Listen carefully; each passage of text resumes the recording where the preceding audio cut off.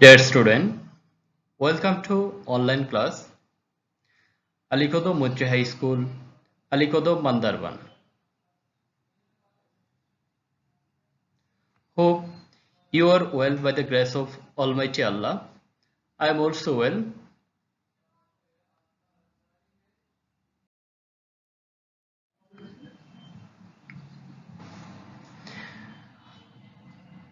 I am your English teacher, Bodiur Rahman Rustom, is going to conduct today's class.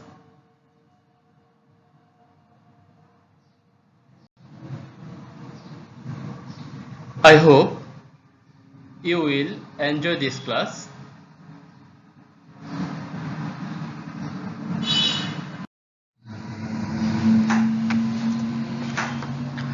Dear students, today we are going to discuss about narration or speech. প্রিয় শিক্ষার্থী বন্ধুরা, আমরা আজকে narration সম্পর্কে আলোচনা করব। আশা করি তোমরা এই ন্যারেশন ক্লাসটি করার পরে যে জিনিসগুলো জানতে পারবে তা হলো আমাদের লার্নিং আউটকাম। আমরা লার্নিং আউটকামের মধ্যে দেখতে পাচ্ছি ডেফিনেশন অফ ন্যারেশন, নাম্বার 2 তে দেখতে পাচ্ছি কাইন্ডস অফ ন্যারেশন, নাম্বার 3 তে দেখতে পাচ্ছি reporting verb and reported speech,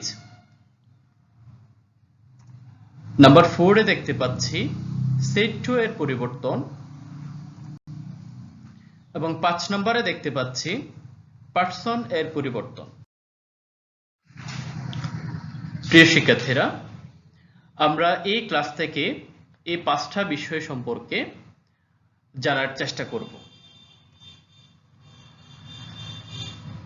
এখন প্রথমে আমরা ন্যারেশন অথবা স্পিচ সম্পর্কে একটু আলোচনা করি। ন্যারেশন অথবা স্পিচ এই শব্দের বা কথাটার অর্থ হচ্ছে উক্তি। তো ন্যারেশনটা কাকে বলবো আমরা, অর্থাৎ ন্যারেশন কাকে বলে? তাহলে তোমরা দেখতে পাচ্ছ স্পিকারের বক্তব্যকে ন্যারেশন বা স্পিচ বলে। অর্থাৎ আমরা যখন কথা বলি, একজন বক্তা যখন তার বক্তব্য প্রদান করে, বক্তব্যের মধ্যে যে কথাগুলো বলছেন এই কথাগুলোর সমষ্টিকেই তার বক্তব্য বা আমরা এটাকে ন্যারেশন বলি। অর্থাৎ মোটের উপর কথা হলো বক্তা যা বলে তাই হচ্ছে ন্যারেশন বা স্পিচ। প্রিয় শিক্ষার্থী, এই ন্যারেশনকে দুভাগে ভাগ করা যায়। এক নাম্বার হলো ডাইরেক্ট স্পিচ, অর্থাৎ বক্তার কথাগুলো যখন বক্তা নিজে হুবহু প্রকাশ করে তখন তাকে ডাইরেক্ট স্পিচ বলে। যেমন দেখো, he said to me I am changing narration. এই বাক্যটাতে আমরা দেখতে পাচ্ছি হি হচ্ছে সাবজেক্ট, অর্থাৎ এই বাক্যের বক্তা হচ্ছে সে আমাকে বলে আই এম চেঞ্জিং ন্যারেশন, অর্থাৎ এখানে থার্ড পারসন বলছে সে ন্যারেশনের পরিবর্তন করছে। এই বাক্যের মধ্যে স্পষ্টতই আমরা যে জিনিসটা লক্ষ্য করছি সেটা হচ্ছে তার বক্তব্য সে নিজেই বলছে আমি পরিবর্তন করছি, অর্থাৎ বক্তা নিজেই তার কথাটা এখানে উপস্থাপন করছে। সুতরাং এটা হচ্ছে ডাইরেক্ট স্পিচ।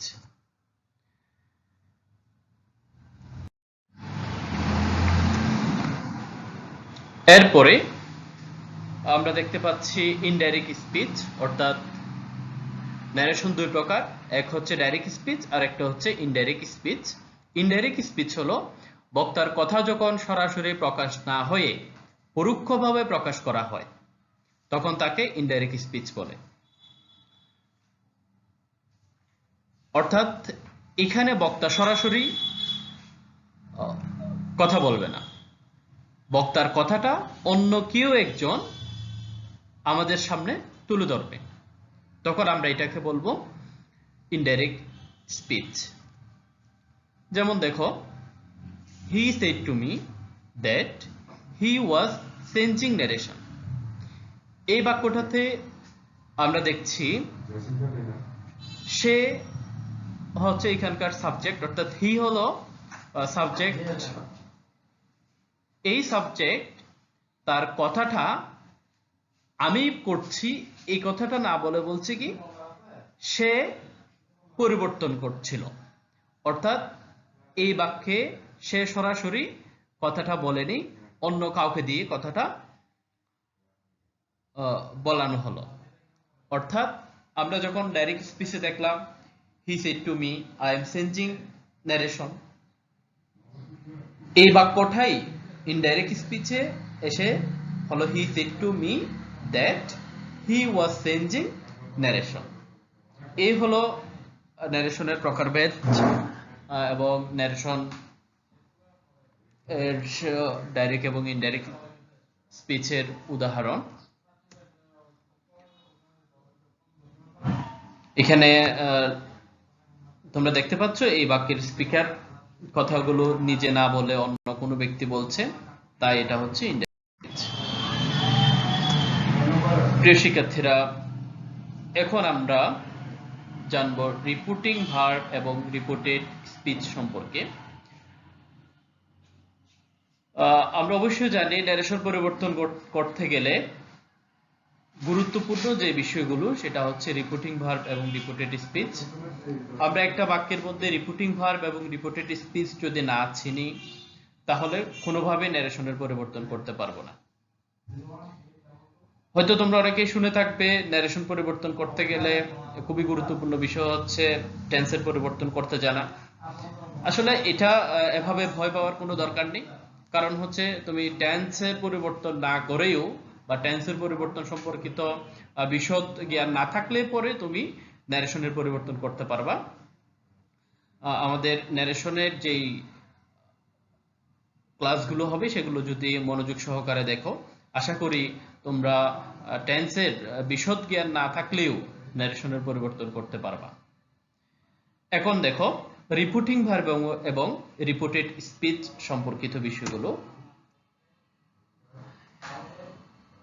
এখানে আছে যে হি সেড টু মি, তারপর একটা কমা আছে, তারপর যে বাক্যটা আমরা দেখতে পাচ্ছি আই এম চেঞ্জিং নারেশন, এই যে সাদা কালারের বাক্য, এবং এই বাক্যটাকে যদি আমরা লক্ষ্য করি তাহলে দেখা যাচ্ছে একটা ইনভার্টেড কমা আছে কিন্তু, অর্থাৎ প্রথম বাক্যের কমার পরেই ইনভার্টেড কমা শুরু, তারপর আমাদের যে স্টেটমেন্ট বাক্যটা আছে এটার পরে আবার ইনভার্টেড কমা ক্লোজ করা হয়েছে। অর্থাৎ আমরা এখান থেকে এতটুকু ক্লিয়ার হই যে ইনভার্টেড কমার ভিতরে যে অংশটা, একটা বাক্যে ইনভার্টেড কমার ভিতরে যেই অংশটা থাকবে এটাকে বলবো আমরা রিপোর্টেড স্পিচ, এবং ইনভার্টেড কমার বাহিরের যে অংশটা, অর্থাৎ এখানে যে লাল লেখা অংশ দেখা যাচ্ছে হি সেড টু মি, এটা হবে রিপোর্টিং ভার্ব। অর্থাৎ রিপোর্টিং ভার্বটা ইনভার্টেড কমার বাহিরে থাকবে, ইনভার্টেড কমার ভিতরের অংশ হবে রিপোর্টেড স্পিচ, আর ইনভার্টেড কমার বাহিরে যে অংশটা আছে এটা হবে রিপোর্টিং ভার্ব। এখানে আমরা দেখছি এটা হচ্ছে রিপোর্টিং ভার্ব আর এটা হচ্ছে রিপোর্টেড স্পিচ। এখন কথা হলো এই রিপোর্টিং ভার্ব কি সব সময় সেন্টেন্সের শুরুতে থাকবে নাকি পরেও থাকতে পারে? হ্যাঁ, অবশ্যই এই রিপোর্টিং ভার্বটা সেন্টেন্সের আগেও হতে পারে পরেও হতে পারে। সেই ক্ষেত্রে তোমাকে খেয়াল করতে হবে যখন ন্যারেশনের পরিবর্তন করবা তখন অবশ্যই রিপোর্টিং ভার্বটা সেন্টেন্সের শুরুতেই লিখতে হবে। অর্থাৎ তোমার প্রশ্নে যদি রিপোর্টিং ভার্ব পরে থাকে উত্তর করার সময় তোমাকে অবশ্যই রিপোর্টিং ভার্বটা আগে লিখতে হবে এরপর রিপোর্টেড স্পিচ আসবে। প্রিয় শিক্ষার্থীরা, এখন আমরা সেট টুর পরিবর্তন দেখব। আমাদের ন্যারেশন চেঞ্জ করতে গেলে প্রথমে আমরা যে বললাম রিপোর্টিং ভার্ব এবং রিপোর্টেড স্পিচ চিনতে হবে, এরপর সেট টু পরিবর্তন করতে হবে, এরপর তোমার কমা ইনভার্টেড কমার পরিবর্তন করতে হবে, এরপরে ভার্বের পরিবর্তন করতে হবে। আমি ধারাবাহিকভাবে তোমাদেরকে এই বিষয়গুলো সম্পর্কে বলবো। এখন আমি সেট টুর পরিবর্তনটা দেখাচ্ছি। একটা জিনিস খেয়াল করবা, যদি সেট টু না থাকে, অর্থাৎ সেস টু থাকে, সেস টু থাকে, উইল সে থাকে, সেক্ষেত্রে সেট টুর পরিবর্তে আমরা যে ফার্স্ট ফর্মটা ব্যবহার করছি সেই ফার্স্ট ফর্মটা ব্যবহার না হয়ে প্রেজেন্ট ফর্ম হবে। এই জিনিসটা খেয়াল রাখবা। এক নাম্বার, যে রিপোর্টেড স্পিচ যদি অ্যাসারেটিভ সেন্টেন্স হয় তাহলে সেড টু এর পরিবর্তে সেড টু বা টোল্ড বসে। অর্থাৎ রিপোর্টেড স্পিচ যে কথাটা আমি আগে বললাম, যে এই রিপোর্টেড স্পিচটা যদি অ্যাসারেটিভ সেন্টেন্স হয়ে থাকে তাহলে আমরা সেড টুর পরিবর্তে সেড টু রেখে দিতে পারি, অথবা তার পরিবর্তে টোল্ড ব্যবহার করতে পারি। যেমন এক্সাম্পলটা দেখো, রাতুল সেড টু রাহি। এখানে সেড টু কে কালার করে দেওয়া হয়েছে। এটার পরিবর্তনটা আমরা কিভাবে করব সেটা দেখার জন্য I had read the book. এখন I had read the book এই বাক্যটা হচ্ছে অ্যাসারেটিভ, যার কারণে আমরা এই সেড টুর পরিবর্তনটা করব এভাবে, যে রাতুল সেড টু অথবা told Rahi that he had read the বুক। এখানে আমরা শুধু সেড টুর পরিবর্তনটা কিভাবে হলো সেটাই খেয়াল করছি, বাকিটা আমরা পরে দেখব। এরপর দেখো 2 নম্বরে, রিপোর্টেড স্পিচ যদি ইন্টারগেটিভ সেন্টেন্স হয় তাহলে সেড টু এর পরিবর্তে আস্কড বসবে। যেমন দেখো, the teacher said to the boy which book have you lost. এখানে which book have you lost এই বাক্যটা হচ্ছে ইন্টারগেটিভ এবং এই অংশটি হচ্ছে রিপোর্টেড স্পিচ। ফলে সেড টুর পরিবর্তে আমাদেরকে লিখতে হবে আস্কড। যেমন এখানে দেখো, the teacher asked the boy which book he had lost. এই হলো ইন্টারগেটিভ সেন্টেন্স পরিবর্তন। এরপর আমরা দেখছি রিপোর্টেড স্পিচ যদি ইম্পারেটিভ সেন্টেন্স হয় তাহলে সেড টু এর পরিবর্তে, এখানে বেশ কয়েকটা বিষয় আছে। আমরা জানি ইম্পারেটিভ সেন্টেন্স আদেশ, অনুরোধ, উপদেশ, পরামর্শ, নিষেধ এই বিষয়গুলো বোঝায়। সুতরাং আমরা এখানে এক একটার জন্য আলাদা আলাদাভাবে রিপোর্টিং ভার্বটা সিলেক্ট করেছি বা এভাবেই করতে হয়। যেমন অনুরোধ যদি বোঝায়, যে রিপোর্টেড স্পিচটা যদি আমাদেরকে অনুরোধ বোঝায় তাহলে আমরা এক্ষেত্রে সেড টুর পরিবর্তে রিকোয়েস্টেড ব্যবহার করব।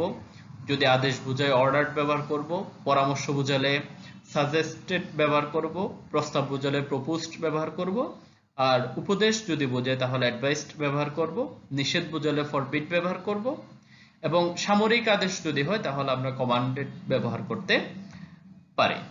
এবার একটা বিষয় হচ্ছে যে অনেক সময় হতে পারে ইম্পারেটিভ সেন্টেন্স দ্বারা কি বোঝাচ্ছে ক্লিয়ারলি আমরা বুঝতে পারছি না, যে মনে হচ্ছে এটা আদেশ, আবার মনে হচ্ছে এটা উপদেশ, হয়তোবা মনে হচ্ছে এটা নিষেধও করছে।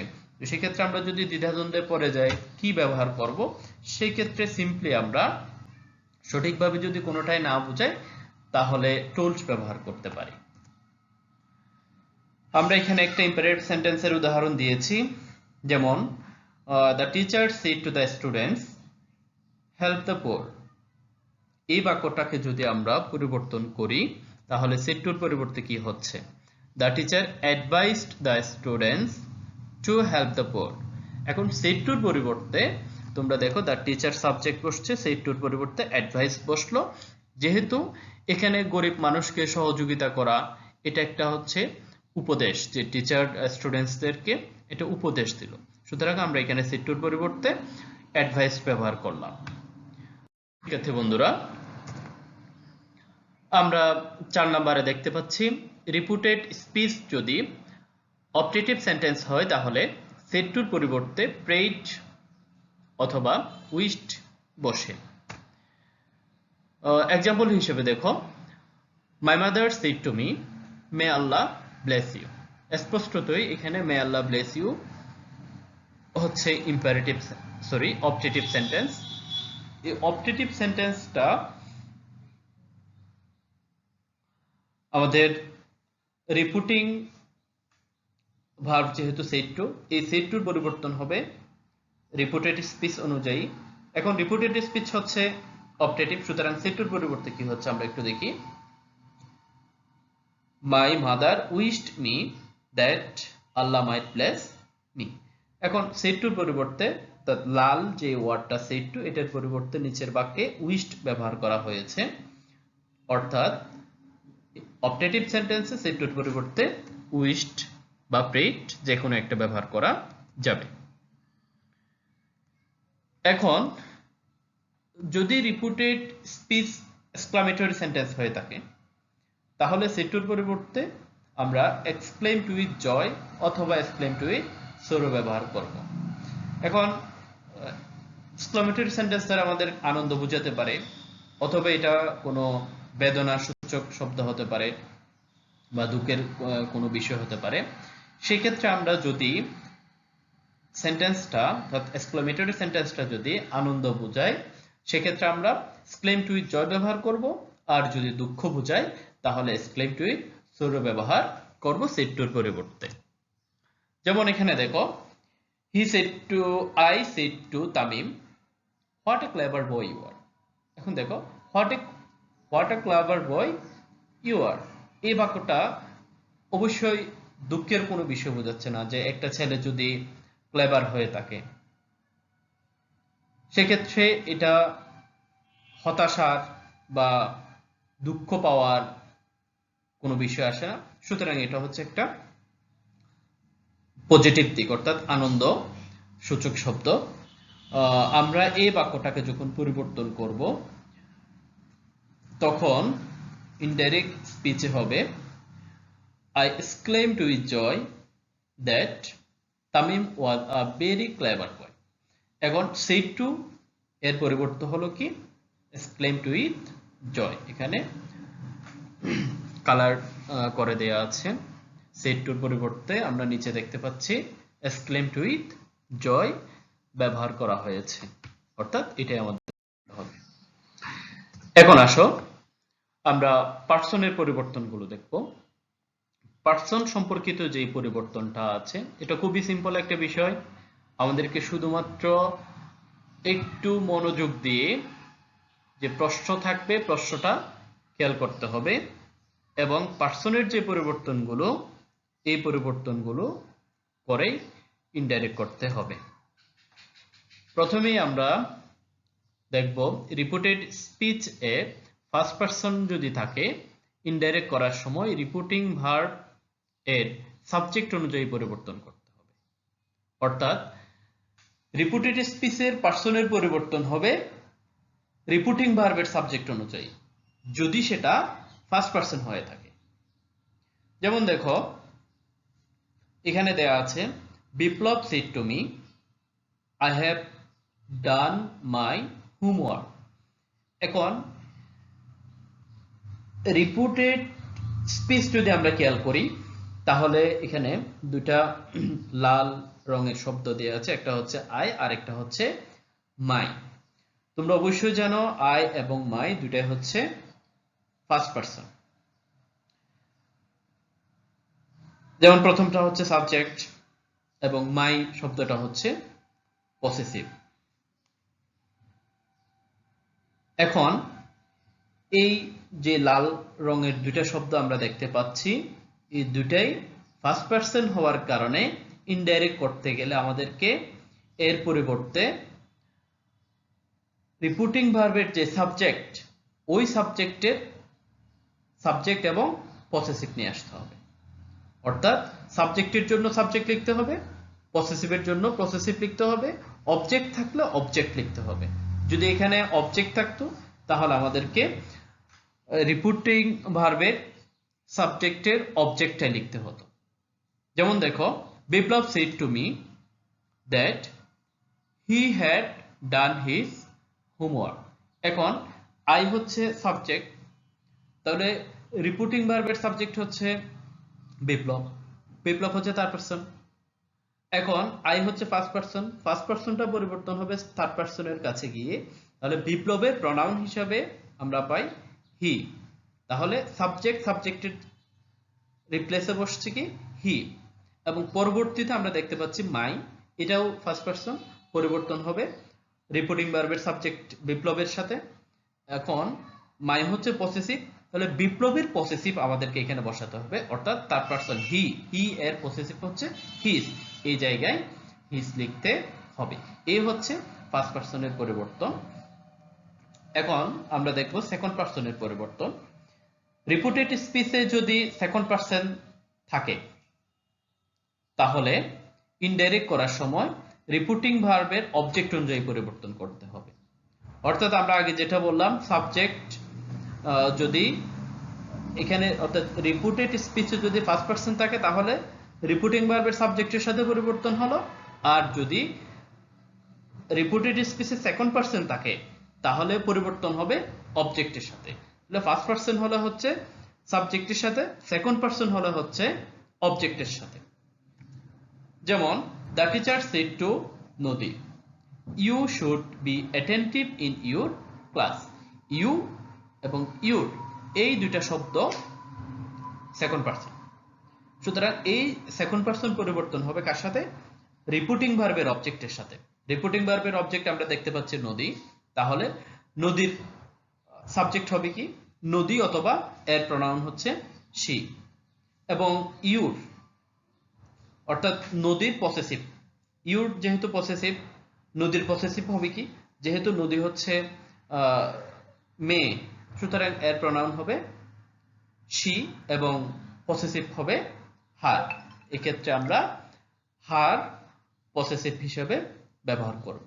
অর্থাৎ সম্পূর্ণ বাক্যটা এভাবে দাঁড়ায়, দ্য টিচার টোল্ড নদী that she should be attentive in her class. এখন তোমরা বুঝতে পারছো আরেকটা পারসন বাকি রয়েছে, সেটা হচ্ছে থার্ড পারসন। মজার ব্যাপার হচ্ছে থার্ড পারসন যদি রিপিটেড স্পিচের মধ্যে থাকে তাহলে ইনডাইরেক্ট করার সময় এই পারসনের কোনো পরিবর্তন করতে হয় না। যেমন দেখো, Abir said he will not forget his kindness and he will remember him.